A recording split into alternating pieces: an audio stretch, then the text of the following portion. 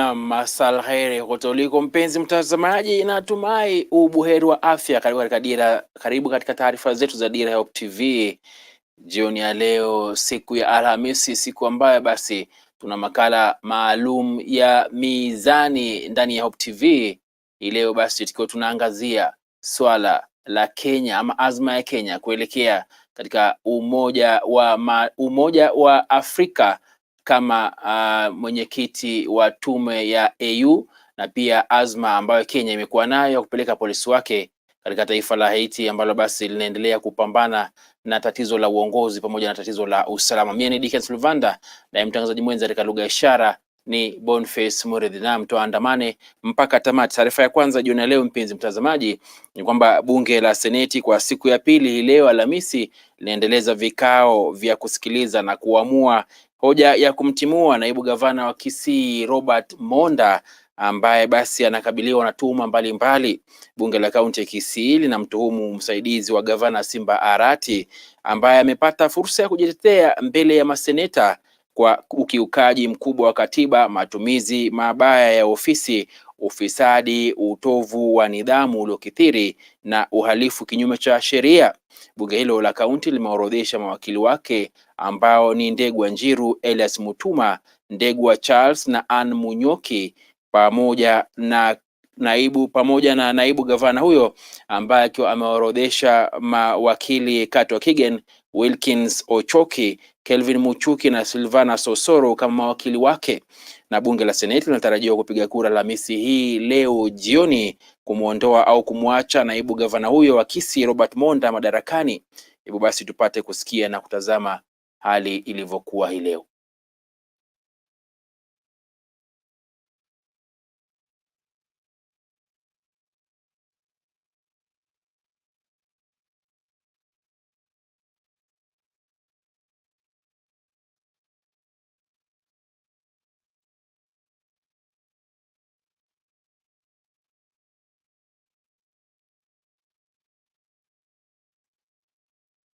Na mpenzi mtazamaji, taarifa hiyo utaweza kuchezea pindi tu tutakapoipokea. Tukisonga mbele ni kwamba ukame mkali umeyakumba mataifa ya kusini mwa Afrika, ukanda ambao sasa unashuhudia ukosefu wa mvua.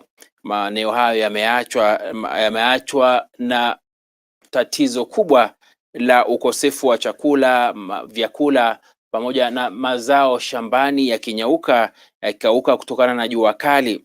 Na basi mataifa ambayo yameathirika zaidi ni Zambia, Msumbiji, Madagascar, Zimbabwe na Malawi pamoja na mataifa mengine. Tupate kutazama na kusikiza taarifa hiyo. Baada ya ukanda wa Afrika Mashariki kuathirika mwaka 2023, ukanda wa Afrika Kusini sasa unashuhudia mvua chache mno zilizorekodiwa katika angalau miaka 40 na kuathiri kilimo, upatikanaji wa maji na maisha. It wasn't planned. We did get a warning that there would be El Nino. So we still went ahead and took a gamble and planted 35 acres of maize. A single crop that definitely has good potential in terms of income. Shirika lisilokuwa la kiserikali la Care International East and Southern Africa linasema mazao yananyauka shambani na zaidi ya vifo 9,000 vinavyotokana na ukame vimerekodiwa kati ya Oktoba 2023 na Februari 2024. Kwa mujibu wa Matthew Pickard ambaye ni mkurugenzi wa shirika la Care ukanda wa Afrika Kusini, ukame unaoshuhudiwa unaongeza msumari moto kwenye kidunda kutokana na mkurupuko wa ugonjwa wa kipindupindu unaosambaa eneo hilo, akina mama na watoto wakiathirika zaidi. Farming is in the blood, so we understand their cycles. So there's some years where we make a loss, and then some years we make a profit. So the only alternative source of income, unfortunately, still lies in the agri sector. Zambia, Mozambique, Madagascar, Msumbiji, Zimbabwe na Malawi ndizo baadhi ya mataifa yaliyoathirika zaidi. Mashirika ya Umoja wa Mataifa FAO na WFP yanakadiria kuwa watu milioni 27.4 wa kusini mwa Afrika watakabiliwa na njaa katika miezi 6 ijayo kutokana na mavuno duni kufuatia ukame uliokithiri mara 14 ndani ya miongo miwili iliyopita, zaidi ya bara jingine lolote. Economically, we're emotional. I lost a 25% of my sheep. Springbok, as I say, they're also income for us. Yeah. We sell it to the hunters and they come and hunt. And I can't say I had 450, 500. I can't find anyone except for those are dead.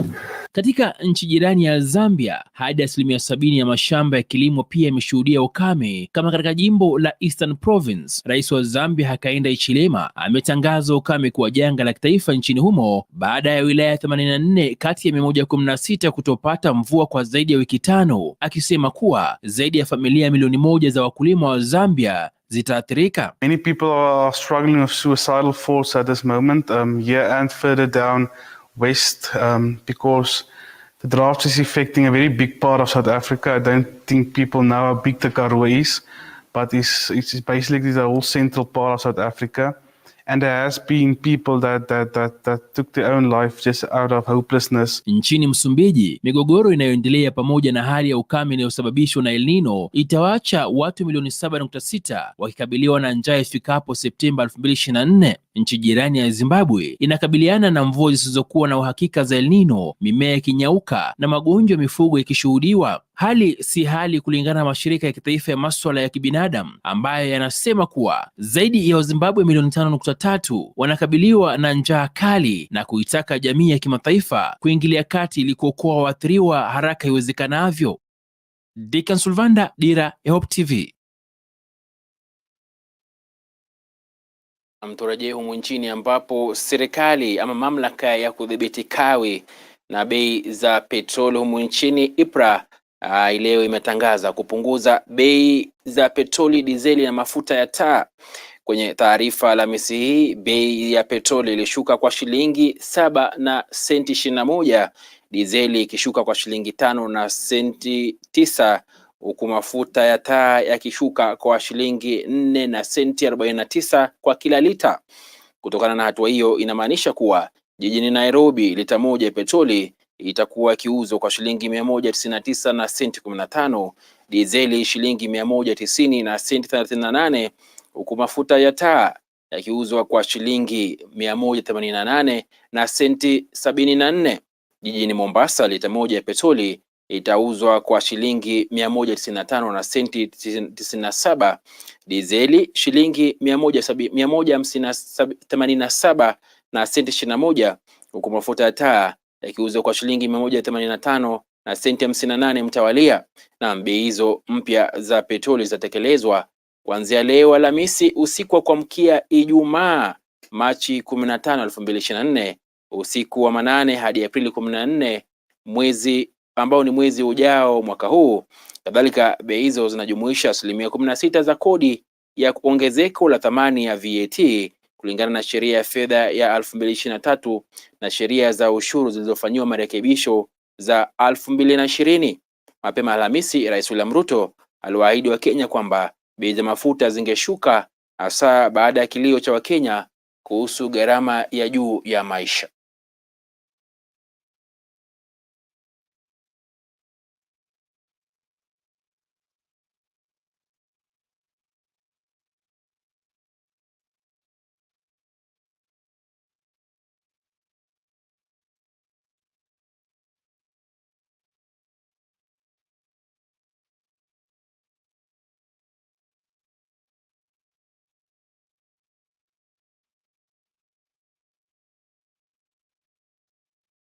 Mpenzi mtazamaji, turejelee taarifa yetu ya kwanza kuhusu naibu gavana wa Kisii Robert Monda, ambapo bunge la Seneti kwa siku ya pili sasa limeendeleza vikao vyake vya kusikiliza na kuamua hoja ya kumtimua naibu gavana wa Kisii Robert Monda madarakani kwa tuhuma mbalimbali. Bunge la kaunti ya Kisii linamtuhumu msaidizi wa gavana Simba Arati ambaye amepata fursa ya kujitetea mbele ya maseneta kwa ukiukaji mkubwa wa katiba, matumizi mabaya ya ofisi, ufisadi, utovu wa nidhamu uliokithiri na uhalifu kinyume cha sheria. Bunge hilo la kaunti limeorodhesha mawakili wake ambao ni Ndegwa Njiru, Elias Mutuma, Ndegwa Charles na Ana Munyoki, naibu gavana huyo akiorodhesha Katwa Kigen, Wilkins Ochoki, Kelvin Mushuki na Silvana Sosoro kama mawakili wake. Basi bunge la Seneti linatarajiwa kupiga kura hii leo Alhamisi ili kuamua ikiwa naibu gavana huyo atatemwa au ataendelea kushikilia nafasi yake kama naibu gavana wa Kisii. Hebu tupate kutazama kama jinsi hali ilivyokuwa hapo awali. There was a clip that was played yesterday, the clip in regard to the arrest of Reuben Monda. If we could have it up kindly.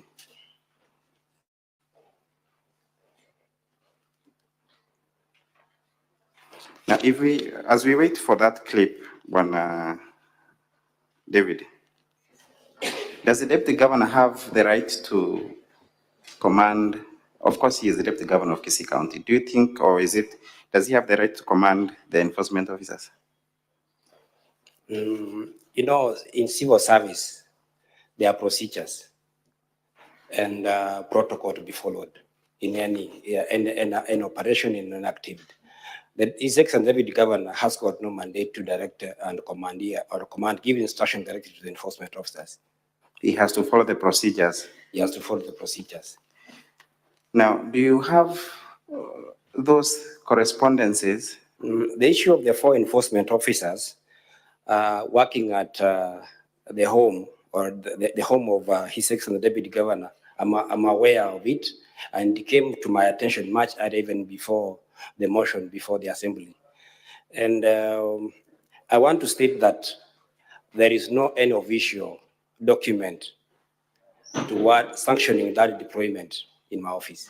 Mr. Speaker, sir, on 28th of May, 2023, as usual and as friends, it is me who made appointment to see His Excellency the Deputy Governor at his home.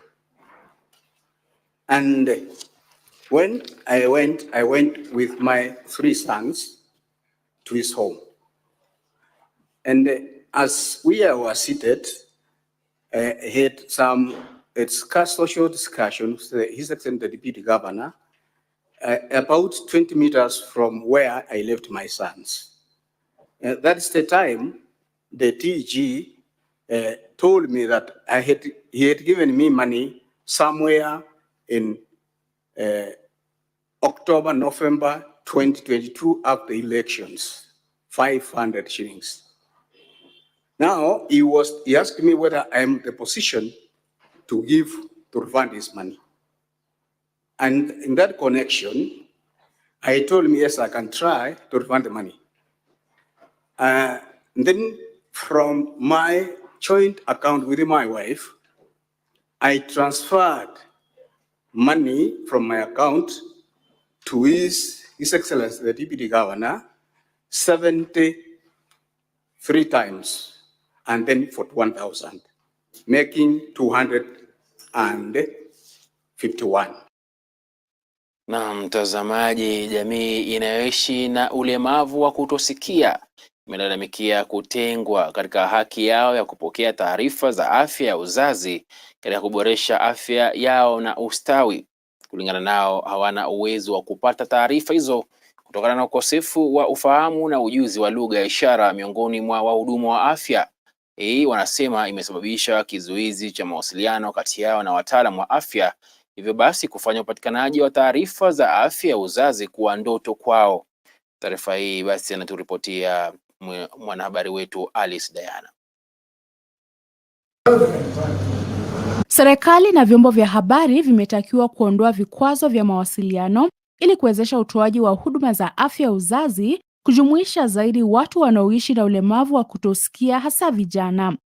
Kwenye warsha ya uhamasishaji katika kaunti ya Embu, afisa wa shirika la Deaf Empowerment Society of Kenya, Jacob Mugambi, alibainisha bila mtafsiri watoa huduma za afya hawawezi kufahamisha jamii ya wasiosikia kuhusu huduma tofauti za afya ya uzazi. We are requesting you also to advocate for the rights of the deaf people, because the government is focusing with simple languages for the hearing and the blind, but spoken language, but they don't involve the deaf people. We avoid the deaf people, so we want deaf people to be equal, to get equal services of sex, reproductive health. So we are here to advocate for the deaf and the government to support the deaf community to be included in the line of sex reproductive health rights. Pia aliibua wasiwasi kuhusu wazazi kutokuwa na vifaa sahihi vinavyohitajika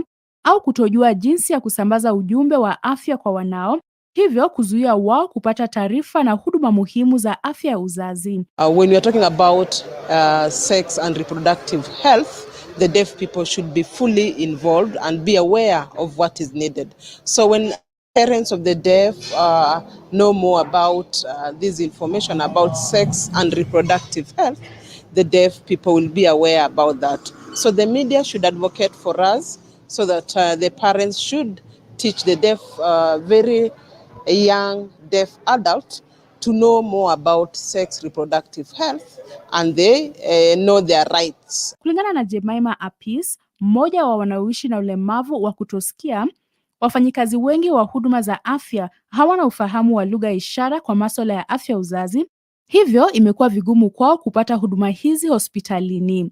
People view us differently.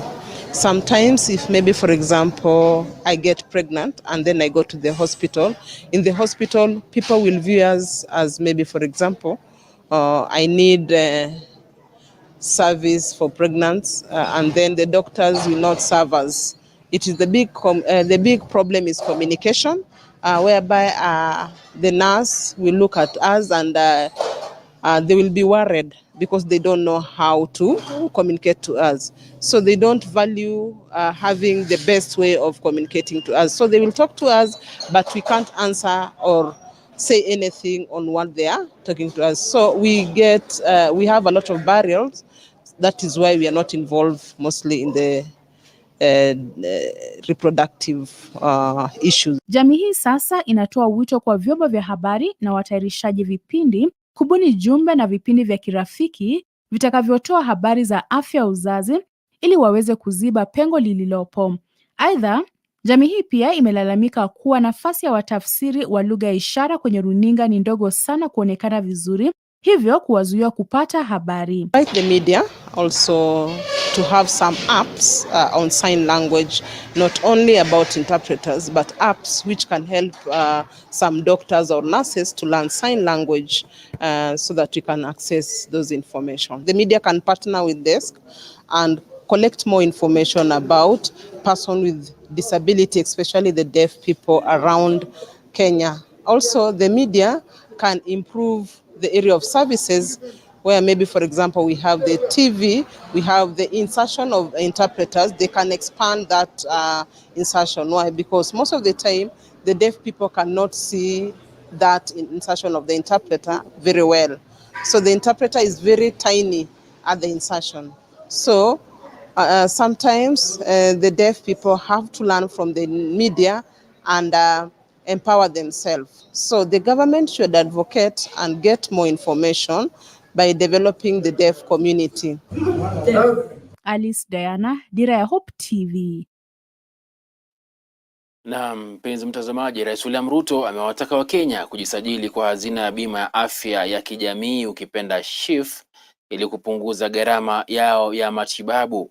Ruto amezuru eneo bunge la Belgut katika kaunti ya Kericho alikuwahutubia wakazi na kusisitiza kuwa dhamira ya serikali yake ni kuhakikisha kila mwananchi anapata huduma bora za afya kupitia mpango wa upatikanaji wa huduma za afya kwa wote UHC.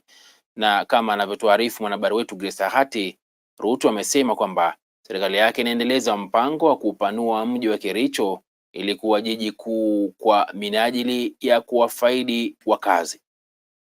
Katika azma ya kuhakikisha upatikanaji wa huduma bora za afya kwa wote nchini, Rais Ruto sasa ametoa wito kwa Wakenya kujiandikisha kwa hazina ya bima ya afya ya kijamii SHIF. Rais alizungumza hayo wakati akizindua rasmi taasisi ya mafunzo ya kiufundi ya Belgut katika kaunti ya Kericho. Chini ya mpango wa SHIF, wenye mapato duni watahitajika kuchangia shilingi 300 pekee kila mwezi, huku serikali ikigharamia wale ambao hawawezi kumudu gharama hiyo kwa njia yoyote ile kulingana naye.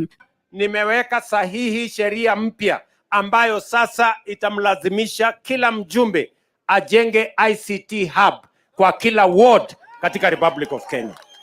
Nyinyi vijana tunaelewana?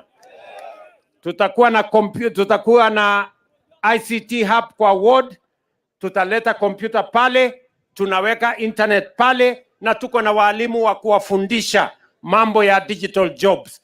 Na kufundishwa mambo ya digital jobs ni mwezi moja peke yake. Alafu wewe unaendelea kufinya kwa naweka pesa kwa mfuko. Katika sekta ya kidijitali, Rais Ruto amesema serikali inapanga kuunganisha mamilioni ya nyumba, vituo vya biashara, viwanja vya mabasi na masoko kwenye mtandao almaarufu internet. Ngwana ndio tuweze kuhakikisha kwamba vijana wetu wanaweza kupata ajira kwa digital jobs ama kwa mtandao, ndio tuweze kufukuza umaskini, kwa sababu tulikubaliana lazima tupange ajira hawa vijana. Si ni kweli? Kwa upande wake, naibu rais Rigathi Gachagua ameelezea imani yake kwa uongozi wa Rais Ruto, huku akidokeza kuwa tangu ashike usukani uchumi nchini umeendelea kuimarika. Na mimi nataka niseme watu wa Kericho, huyu rais wetu amejaribu. Aliingia katika urais Kenya ikiwa na matatizo mengi. Alikuta madeni chungu nzima. Hata mnakumbuka nilisema pale Kasarani, nikasema tumekuta hakuna kitu. Hata kwa store panya amepotea, hakuna kitu ya kukula. Huyu rais ameng'ang'ana. Tulikuta unga ukiwa shilingi 240 imeteremka mpaka 130.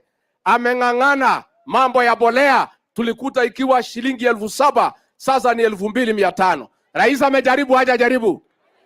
Na leo unapofungua ile passport center, mimi nataka niombe, ukiambia hawa walipe 5,000 ya passport, iko juu kidogo. Kwa vijana hawa hustlers, kama ingepungua hata baka 3,000 peke yake, Your Excellency, watu, si unaona watu hapa ni watu wanapenda safari ya juu. Nataka tuende Qatar, wapi, hiyo document tunahitaji. Ya ine na ya mwisho, Your Excellency, affordable housing, hiyo ambayo unafungua leo, siku ya leo, katika hiyo shamba kidogo ya Talai, ni nyumba 1,000 peke yake. Nilikuwa nataka niombe, wakati tumemaliza MCAs wetu wiki inayopita wanatengeneza na kuadapt report ya serikali kuchukua ile shamba ya Chelimo, wakati itapatikana, weka affordable housing 10,000 ili town yetu ya Kericho ikae kama hizi town zingine zote kubwa. Umetufungulia mabiashara. Ukiona pahali umefungulia lami kama kule Kabianga, sasa hivi tuko na cooperative ya maziwa ambayo iko na kama zaidi ya lita 1,000,000 kila mwezi. Hapa Cheptororiet pia tuko na cooperative ingine pia inafunguliwa kule Chemamul, ambayo itasaidia hizi barabara, itasaidia katika uzalishaji ya ile vitu unaita bottom up, ili tuendeze nayo hapa. Nikiripotia Dira, mie ni Grace Ahati. Na mpenzi mtazamaji, mgomo wa kitaifa wa madaktari umeshuhudiwa katika baadhi ya hospitali humu nchini, wakiwa basi ni hospitali za umma, huku shughuli za kawaida zikiendelea katika baadhi ya vituo vya afya vya umma. Mgomo huo uliokuwa uanze rasmi leo Alhamisi ulisitishwa na mahakama ya uajiri na leba Jumatano, na kuwataka mawaziri wa afya na leba kufanya kikao na maafisa wa chama cha madaktari humu nchini cha KMPDU ili kusuluhisha tofauti zao. Madaktari katika kaunti za Nakuru na Mombasa wameanza mgomo, ila wenzao katika hospitali za Nairobi wanaendeleza kazi japo kwa mwendo wa kobe, hasa baada ya mahakama kusitisha mgomo huo.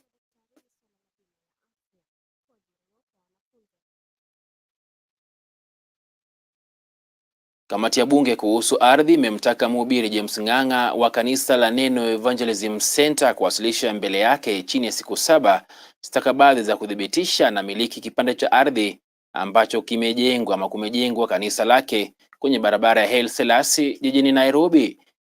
Ng'ang'a ambaye anazozania kipande hicho cha ardhi pamoja na shirika la Kenya Railways Corporation alikuwa ameandikia kamati hiyo inayoongozwa na mwenyekiti wa kamati hiyo, mbunge wa Mugirango Kaskazini Joash Nyamoko, barua akitaka aweze kusaidika ili kutatua mzozo ambao umekuwa ukitokota kuhusu umiliki wa ardhi hiyo. Na basi chama ama shirika la Kenya Railways linadai Ng'ang'a anamiliki ardhi hiyo kinyume cha sheria. Kulingana na mhubiri tata huyo aliyewakilishwa na mawakili Silvana Sosoro na Susan Kemunto, alinunua kipande hicho cha ardhi kupitia mkopo wa benki uliolipwa kikamilifu mwaka wa 2008.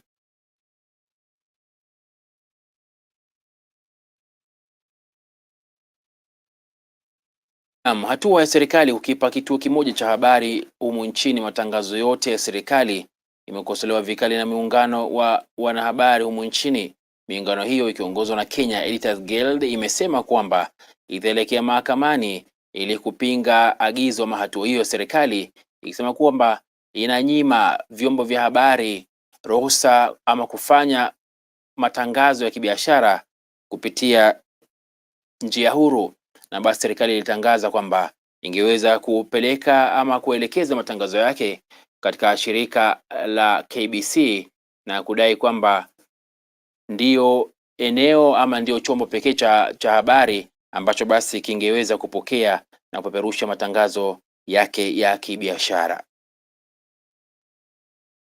This causes immense outrage and concern among independent media outlets in Kenya. These directives are not merely misguided, they are blatant assault on the very foundation of a free and democratic society. They violate the principles of media freedom enshrined in the Kenyan Constitution, undermine free market principles, and create a hostile environment for media investment. Recent similar action by the very same Professor Kisiang'ani is already the subject of public interest litigation. KBC indeed needs help to grow strong and transform from a state broadcaster to the public broadcaster that the citizens of Kenya enshrined in their constitution. The first step to this is in freeing the hands and minds of the professionals at Broadcasting House to make independent, public-spirited determinations on how to apply its assets and deliver journalism. Naam, basi kufikia hapo mpenzi mtazamaji, tunaelekea mapumziko mafupi, ila tukirejea tutakutana mezani. Usende mbali.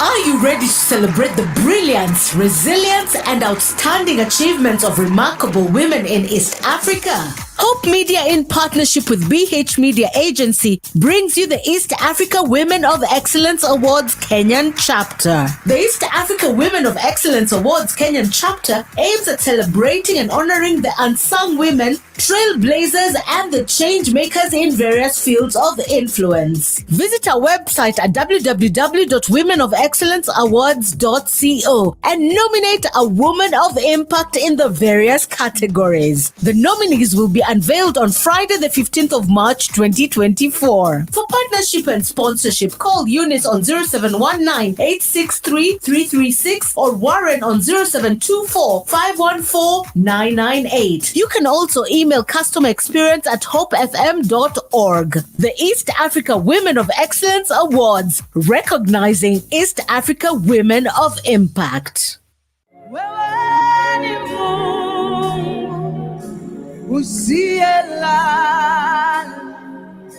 Na ibada yangu nakupa wewe Bwana. To get Wewe ni Mungu by Evelyn Wanjiru as your Skiza tune, SMS the word Skiza 88300028 and send to 811. Hope Skiza, spreading the hope. Umepigana vita zangu, nakupa ibada ya moyo wangu usiku wa leo. Aya, I'm not Go TV stream. It's free. Go TV stream iko mkononi na ni free. Download Go TV stream app for free. Enjoy live TV na shows kamia nane. Download and watch later anytime. Anywhere. Go TV stream iko mkononi na ni free. Available to active subscribers. Go TV. Love it. This far, this far, this far, this far, this far, you've been our God. To get Ebenezer by Jane Allaire as your Skiza tune, SMS the word Skiza 88300023 and send to 811. Hope Skiza, spreading the hope. Ebenezer, you've been our God. Ebenezer, Ebenezer, oh, Ebenezer, you've been our God. This far. Thank you for choosing Hope TV, the channel that brings you hope, entertainment, and inspiration. We value you and would like to serve you better. Talk to us by scanning this QR code on your screen or go to our social media page at Hope TV Kenya and click on the survey link by the name Hope TV Survey.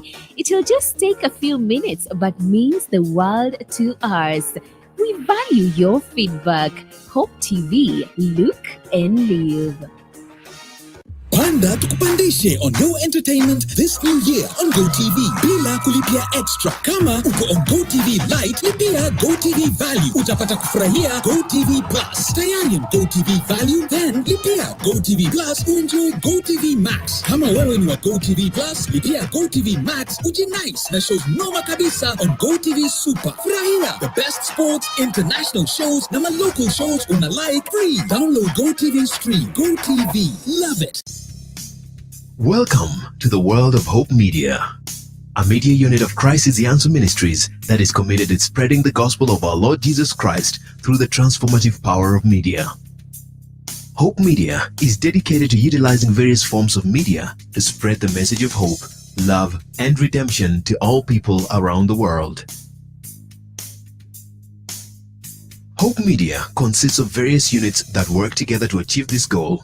These units include Hope FM. Hope FM is your #1 Christian radio station offering you discussions on current day-to-day issues, inspiring music, life-changing sermons, and news updates, broadcasting 80% in English and 20% in Swahili, with listenership of over 12 million every month. Hope TV.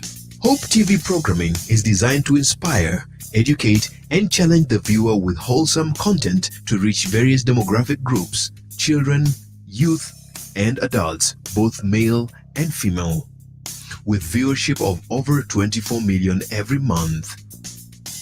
Hope Recording Studios. Hope Recording Studios is a state-of-the-art recording facility that offers high-quality recording, mixing, and mastering services. It is designed to meet the needs of musicians, artists, and other creative professionals who require top-notch recording facilities. Hope Creative. At Hope Creatives, we believe that inspiring graphic design work doesn't just happen. It takes the right people with wild, out-of-the-box ideas committed to the same ideals, working together to make it happen. We listen, we learn, we brand. Hope Digital. Hope Digital is a creative digital unit within Hope Media. We are driven by a passion to creatively express ourselves while influencing you with the same creative energy in online spaces and beyond. At Hope Media, we believe that media can be a powerful tool for spreading the message of hope as well as grow your business through advertisements, and we do this with excellence. For more information regarding our services, please visit www.hopemediakenya.org or call us on 0709 861 180. Hope Media, we keep hope alive.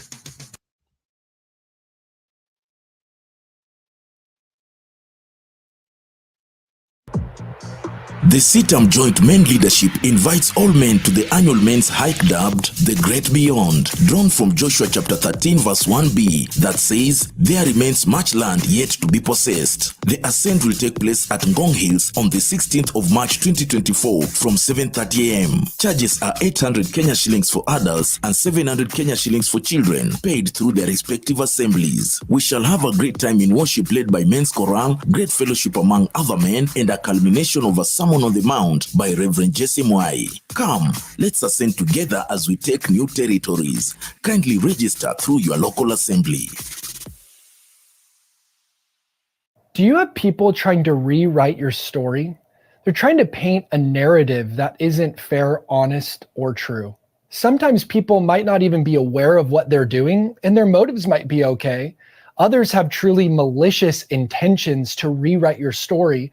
And I don't know if you've been through this, if you've been lied about or something said about you that's not true, but I want to tell you that when others try to rewrite your story in a dishonest way, God has something to say about it. I've had people say lies about me that are so ridiculous, if they weren't so hurtful, it would have been laughable. Perhaps you've been through this too. Do we argue with people? Do we get in the mud and sling dirt back at them? If we quarrel and argue and fight and sling mud, we become part of the darkness rather than the answer of light. If we turn the other cheek, if we give our tunic too, if we choose the path of love, we become part of the solution rather than exacerbating the problem. What do we do to see God's narrative worked out practically in our life? We practice faith, hope, and love. That's what it's all about. So we choose to have faith that things will become more hopeful and brighter. We opt for hope because God's purposes will always win out at the end of the day. And we choose to receive God's love and show love to all. That's how we heal the world, and that's how we defeat the darkness.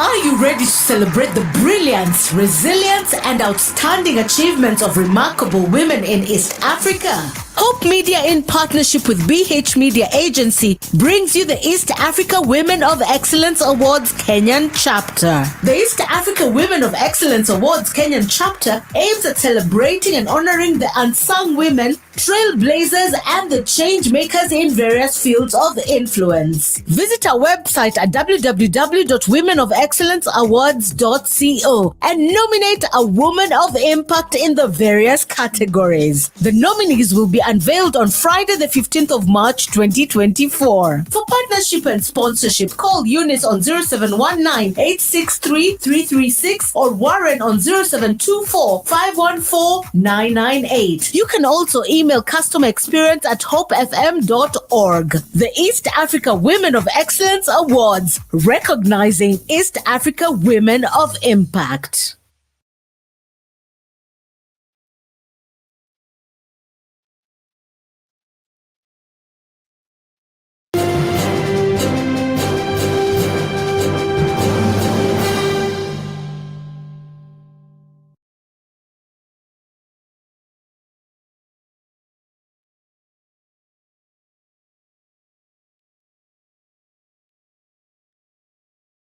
Leo kama jinsi nilivyokuambia hapo awali, tukiweza kuzungumzia tu swala la Kenya ama hamu ya Kenya kutaka kuwatuma polisi wake kule Haiti ili basi waweze kulinda usalama. Ni mpango ambao ulianza ukawa basi na msukosuko kidogo, baadaye kesi ikaelekea mahakamani ikazuia taifa, ila rais akashikilia kwamba polisi wa Kenya wangeenda kule kusaidia taifa hilo katika kulinda usalama dhidi ya magenge ambao wanawahangaisha wakazi pamoja na serikali. Ila cha kushtua sana ni kwamba waziri mkuu wa taifa hilo Bwana Henry aliweza kujiuzulu mapema juma hili basi na kutumbukiza mpango huo wa Kenya kuelekea kule katika hali isiyoeleweka. Karibu sana Bwana Philip Mwangale. Asante, nashukuru kwa moyo. Karibu sana. Hili jambo la polisi wa Kenya kupelekwa Haiti, wafikiria ni jambo ambalo Kenya iliweza kurupukia tu mara moja? Kwanza kabisa ili kuweka majadiliano ya Haiti kwenye muktadha, ni lazima tuzingatie historia ya Haiti na ni kwa nini Haiti iko mahali ambapo ipo. Haiti ni taifa ambalo lilitokea utumwani. Watu ambao wako Haiti, wale ambao walianzisha taifa la Haiti walikuwa watumwa kutoka bara la Afrika, haswa Afrika Magharibi, na walitawaliwa na Ufaransa kwa wakati huo. Ukafika wakati ambapo walijikwamua kwenye utumwa, wakajitafutia serikali, wakajipatia madaraka. Na baada ya hapo kukakuwa na uongozi wa kidemokrasia. Kulikuwepo na watu ambao walikuwa wamechaguliwa kuwa rais, kuwa wabunge katika taifa hilo. Ikafikia wakati fulani ambapo Marekani nitatumia neno kuvamia, kwa sababu waliingia kule Haiti wakisema kwamba wanaenda kutetea demokrasia jinsi wamefanya katika mataifa mengine. Wakasambaratisha uongozi ambao ulikuwepo huko. Marekani ikaingia, Uingereza imeingia huko, Ufaransa imerudi huko mara kadhaa. Kwa hivyo pale ambapo mambo yalianza kuharibikia kwa sana ni mwaka wa 93-94 pale. Kiongozi aliyekuwepo kwa wakati huo alikuwa anaitwa Aristide, rais wakati huo, akang'olewa mamlakani. Kwa upande mmoja alikuwa anaungwa mkono na Marekani. Marekani ilipoona hivyo wakarudi tena, wakisema kwamba wanaenda kurejesha demokrasia. Kulikuweko na jenerali ambaye alimng'atua mamlakani, jenerali Raul Cedras. Kwa kuwa na mvutano, Marekani ikaingia kule pamoja na mataifa mengine, kikosi ambacho kilikuwa kinaitwa MINUSTA. Kulikuwa na Ufaransa, Marekani, Chile na mataifa mengine mawili. Wamekuwa huko mpaka mwaka wa 2004. Kukawa na chaguzi tena, Aristide akarudi, bado kukawa na msambaratiko. Kwa hivyo Haiti imekuwa taifa ambalo halijakuwa na uongozi thabiti kwa muda mrefu, na ni kwa sababu kumekuwa na mataifa ya nje, haswa Marekani na Ufaransa, ambayo yamekuwa yanaingilia uongozi wa Haiti. Kwa hivyo kufikia sasa hakuna serikali Haiti. Hakuna rais, hakuna wabunge, maseneta walijiuzuru kadri ya mwaka mmoja uliopita. Kwa hivyo hakuna viongozi ambao wamechaguliwa kule Haiti. La pili, wale ambao wana mamlaka kule Haiti ni magenge tofauti ambayo yanatawala kule Haiti. Magenge ambayo yanatawala maeneo tofauti kule Haiti. Kwa hivyo kile ambacho kilitokea ni kwamba mataifa yalikuja pamoja kwenye mwavuli wa Umoja wa Mataifa. Yakasema kwamba kuna shida Haiti. Ni nini kinaweza kufanyika kule?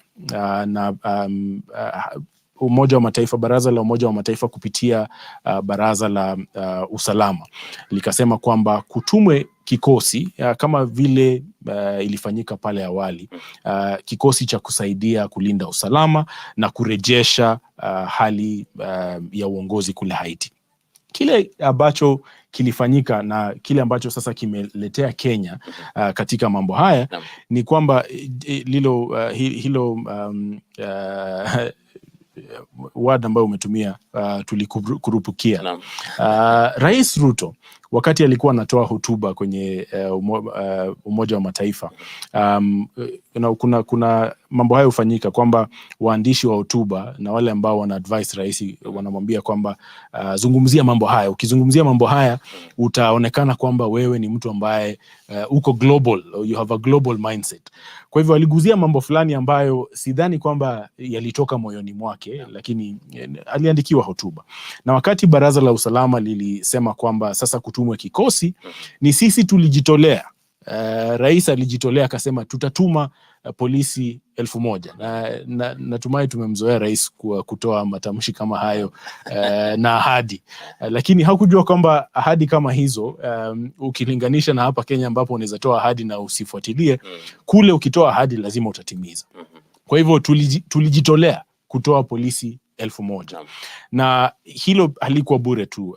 Marekani ilikuwa inatoa dola zaidi ya milioni 200 kusaidia ama kusupport kikosi ambacho kingeelekea huko, kwa sababu pesa ambazo zinatolewa, na tulimsikia Waziri Kindiki akisema kwamba serikali itatumia bilioni 36 ama kadri ya natumai around 36 billion. Kwa hivyo tulipelekwa huko si kwa sababu tuna utu wa kupita kiasi, lakini kwa sababu tuliona fedha ambazo zilikuwa zinaenda kutolewa. Na jambo la kusikitisha ni kwamba hata polisi wa Kenya wangeenda huko, fedha hizo ambazo zingetolewa hazingewafikia kwa sababu wanajeshi wetu ambao wameenda nchi za nje wameng'ang'ana sana na allowances. Kwa hivyo kuna wanasiasa ambao walijitokeza wakaona kwamba kuna fedha hapa ambazo zitakuja kwenye taifa hili, wakaahidi polisi 1,000 hata kabla ya kupata uungwaji mkono hapa Kenya. Kwa hivyo hayo ndio mambo ambayo yalitokea, yametuweka katika njia panda. Kwa sababu kwa upande mmoja wakati rais aliahidi bunge lilikuwa linafaa lipitishe, lakini jambo la kusikitisha pia ni kwamba hatuna bunge. Kile ambacho tunacho kwa sasa ni kamati. Hatuna bunge. Kile ambacho tunacho ni kamati ya ofisi ya rais na chama cha UDA. Kwa bahati mbaya kamati hiyo ilichaguliwa na wananchi. Kwa hivyo tungekuwa na bunge, mambo haya hayangefanyika jinsi yalifanyika. Mkondo ungekuwa huo. Ni jambo la busara sana, maana kama kweli lilikuwa ni jambo ambalo liliweza kuonekana toka kitambo, wabunge kama washauri wa serikali, mabalozi na pia wale washauri wa serikali kuhusu masuala ya usalama na masuala ya kimataifa wangeweza kuona kwamba Haiti haina serikali ambayo imechaguliwa. Basi sisi tukiingia katika mkataba na wao tutakuwa tujiponza sisi wenyewe. Ni jambo ambalo Mkenya wa kawaida anaweza kujiuliza, kwa nini basi taifa langu kama serikali yangu Kenya inafanya jambo ama inafanya mimi inaonekana kama mtu ambaye sifai. Labda sijui wazasemaje kuhusu uongozi ambao unapaswa kumsaidia rais kufanya maamuzi tofauti. Si kwamba hatuwezi kuenda katika mataifa mengine kulinda usalama na kuyasaidia wakati wamepata shida. Ukiangalia historia yetu kama taifa tangu tulipopata uhuru, tumekuwa tukijitolea katika vikosi vya Umoja wa Mataifa vya kulinda usalama. Kenya imekuwa kipaumbele tukiongoza vikosi hivyo, na vikosi hivyo vimekuwa vya jeshi, UN peacekeeping missions katika sehemu nyingi sana. Kwa hivyo tuna historia ya kusaidia mataifa mengine. Kile ambacho pengine kinamtatiza Mkenya ni kwamba taifa la Haiti liko mbali sana. Ukiangazia sababu kubwa ya sisi kwenda Haiti, ikiwa kuna mataifa mengine ambayo yako kando na Haiti, kuna Barbados, kuna visiwa hivi ambavyo viko kule Americas, kuna mataifa haya ya Marekani, Uingereza, Ufaransa, Chile, ambayo yamekuwa huko mbeleni. Ni kwa nini sisi tuongoze kikosi hicho? Na si kuongoza tu, ukiangalia mataifa ambayo yataandamana na Kenya, ikiwa tutaenda huko, kuna Burundi, kuna Senegal, kuna Chile, na nafikiri pia kuna El Salvador. Ukiangalia mataifa hayo yana vikosi ambavyo wanatuma, havipiti vikosi ambavyo sisi tunatuma. Burundi inatuma 250, Chile inatuma 150, Senegal inatuma 200. Sisi tunatuma 1000. Sisi polisi ambao sisi tunatuma ni zaidi ya mataifa yale mengine. Kile ambacho pia ni cha muhimu kujua ni kwamba ingawa Baraza la Usalama la Umoja wa Mataifa lilipitisha pendekezo hilo, kuna njia moja ambayo imetumika, na hiyo ni kwamba mataifa ya Afrika yaongoze kikosi hicho ili isionekane ni kwamba kuna interference kutoka nje. Ingefanyika jinsi ilifanyika mbeleni kwamba Marekani inaongoza kikosi, Uingereza inaongoza kikosi, Ufaransa inafanya vile vile, basi ingeonekana ni kwamba kuna interference. Lakini kwa kimombo tutasema it's a cover. Kenya inatumika kama cover kuficha jambo fulani. Marekani imekuwa cumulatively, Marekani imekuwa Haiti kwa zaidi ya miaka 40 tangu Haiti ijipatie uhuru. Hilo ni jambo ambalo lazima tufikirie. Kwa hivyo hakuna jambo kubwa sana ambalo linatupeleka kule. Haiti ina shida kubwa, hilo hatukatai. Haiti imekuwa na majanga na maafa. Haiti haina serikali. Wananchi wa Haiti wanaumizwa na magenge ambayo yako kule sasa. Hizo ni realities ambazo hatuzikatai. Lakini kile ambacho kinatupeleka huko la msingi si kwamba tunaenda kulinda usalama, si kwamba tunaenda kuwasaidia wananchi wa Haiti, si kwamba tunajali hata maslahi ya polisi wetu wa hapa Kenya. Tumepelekwa huko kwa sababu ya tamaa. Naam, shukrani sana Bwana Mangali. Mpenzi mtazamaji, kumbuka kwamba hili jambo la Haiti, basi kufikia sasa serikali ya Kenya kupitia Wizara ya Masuala ya Nje imeweza kusitisha japo kwa muda mpaka taifa hilo litakapopata uongozi wa serikali dhabiti. Tuzungumzie swala lingine ambalo basi ni jambo ambalo Kenya inataka tena pia kujiingiza ndani, matayarisha jiingiza ndani, swala la uongozi wa tume ya Umoja wa Afrika AU, ambapo Kenya inampendekeza aliyekuwa mkuu wa mawaziri kipindi kile, ama ukipenda Prime Minister, waziri mkuu Bwana Raila Odinga aweze kumrithi mwenyekiti wa sasa Musa Faki timu yapo Januari 2025. Kenya na uwezo huo? Si Kenya, kwa sababu uongozi wa AU Commission ni wa mtu binafsi, si wa taifa haswa, kwa sababu ukiangazia zile regulations na sheria ambazo zina dhibiti mwelekeo wa African Union na African Union Commission, unasema kwamba yule ambaye ataongoza commission hiyo ni mtu binafsi.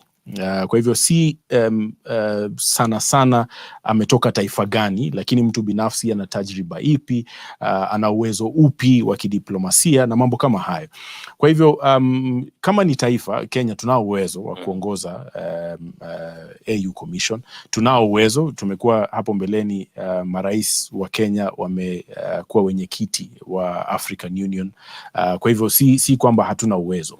Na tukimangazia sasa mtu binafsi Raila Odinga ni atakuwa, ikiwa atachaguliwa, atakuwa kiongozi wa kwanza wa African Union Commission, yule ambaye ana miaka zaidi ya 70. Hilo halijafanyika hapo mbeleni, lakini ukiangalia tajriba ya uongozi anayo, tajriba ya kutangamana na viongozi wengine na kupanga mikakati na mipango anayo.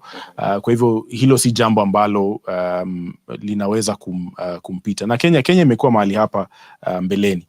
Kabla ya Faki kuingia kwenye kiti hicho, tulimpendekeza Amina Mohamed, Ambassador Amina Mohamed kwenye kiti hicho, akafanya kampeni lakini hakuweza kupata kura za kumwezesha kufika huko. Kwa hivyo Raila Odinga anao uwezo wa kuingia kwenye AU Commission, kwa sababu kiti hicho ni cha katibu wa AU. Kwa sababu si mwenyekiti tu wa AU Commission, lakini atakuwa katibu sasa wa marais wote katika African Union. Atakuwa na timu yake ambayo atakuwa anafanya kazi nayo. Kuna makamishna wa AU Commission, kuna secretariat.